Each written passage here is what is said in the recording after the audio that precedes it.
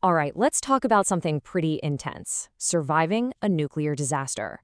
We're going to break down what it would actually take to make it through, from the very first few minutes to the crazy world that comes after. Okay, so just imagine it: a blinding flash on the horizon, a boom that you feel in your bones. And just like that, the world is completely different. And you're right in the middle of it. So, what do you do? What's the very first move? Your entire future literally depends on what you decide in the next few seconds. You've got to understand that first hour is absolutely everything. The choices you make right now will decide if you even get a chance to worry about tomorrow.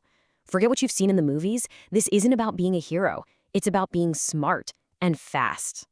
Your first instinct might be to run, to get in the car and just drive. Don't. That is the worst possible thing you can do. All those cars you see stuck in a massive traffic jam, they're basically sitting ducks. Your best bet, your only real chance, is to get inside a building, ideally your house, head for the most central room or a basement, and seal it up tight. We're talking every door, every window, every tiny crack. You're hiding from an enemy you can't even see. And don't even bother reaching for your phone. Seriously. Between the networks being completely overloaded and the electromagnetic pulse from the blast, that phone in your pocket is now just a useless brick. No calls, no news, no anything. You are 100% on your own. Okay, so you're sealed inside, but what exactly are you hiding from? The big danger is something called fallout. It's this nasty cloud of radioactive dust and debris that got kicked up by the blast, and it's starting to settle all over everything. And the reason fallout is so bad is because it gives off what's called ionizing radiation. Now look, this isn't like the radiation from your Wi-Fi router. This stuff has so much energy, it can literally punch right through your body and start tearing you apart on a molecular level.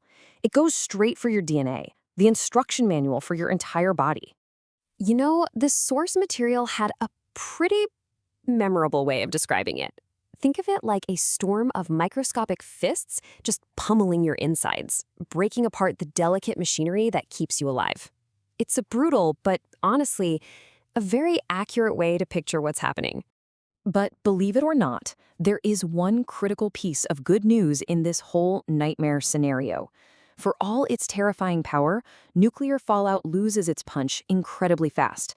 Its radioactivity just burns itself out at a shocking rate. And that right there, that's the secret to your survival. Just look at this number. After only 7 hours, the radiation danger from that fallout has already dropped by a massive 90%. That is a huge drop in such a short amount of time. But check this out. It gets even better. If you can just hold out for 2 days, a full 48 hours, the radiation level plummets by 99%. It goes from instantly lethal to something way, way more manageable. Still dangerous for sure, but not the same immediate threat. So the big takeaway here is pretty simple. Your most important piece of survival gear isn't a weapon or a Geiger counter. It's a clock. Your ability to just sit tight and wait is what's going to get you through this first, deadliest phase. Resisting that urge to run is what will save your life. So you did it. You waited out the worst of the fallout. But now a totally new game begins. Supplies are running low, the world outside is eerily quiet, and you have no idea what to do next. This is the part that tests your mind. And then, a knock at the door.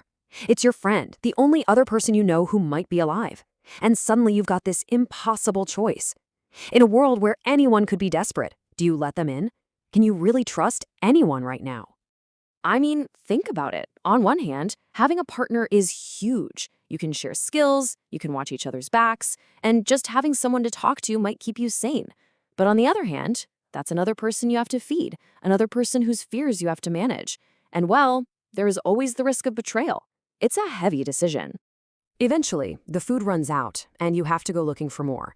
The rules for scavenging are deadly simple. Anything in a sealed package is your first priority. Canned goods are absolute gold. Anything that was left out in the open, you just have to assume it's poison. Don't even think about it. It's not worth the risk.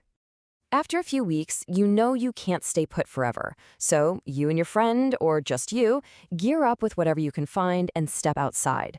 It's time to see what's left of the world and get as far away from the blast zone as possible. As you move through the ruins, you see what happened to the people who weren't so careful, or so lucky. It really drives home a hard lesson from places like Chernobyl. The biggest dangers out here are the ones you can't see, hear, or smell. death can be an invisible beast. For anyone who got a high dose of that radiation, the result is something called acute radiation syndrome, and it is truly horrifying. It starts almost immediately with nausea and what look like terrible sunburns. But over the next few weeks, the body just falls apart. Blisters, hair loss, confusion.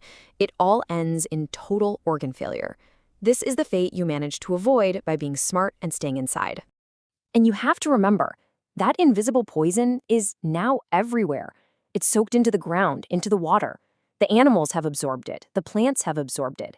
You can't just live off the land anymore. Every stream, every berry could be a death sentence. So you followed the rules. You were patient, you were careful, and you were lucky. You've made it through something that should have been unsurvivable. But surviving the event is one thing. Now you have to survive the aftermath. This new world is wild. In a tragic turn of events, you lose your friend to an animal attack. Things are different now. Shaken, you find shelter in a dark, quiet cave. But as your eyes adjust, you realize you're not the first person to hide in here. You find something left behind, an old artifact with a strange inscription carved into it. Survival you have learned, so now you must return, that which will need to burn. It's cryptic, weird. It feels less like a survival tip and more like a mission. And that's where this journey ends, for now. You made it through the blast. You outlasted the fallout. You navigated the ruins. But the real test might just be starting. You've proven you can survive. The question is, what comes next, and can you handle it?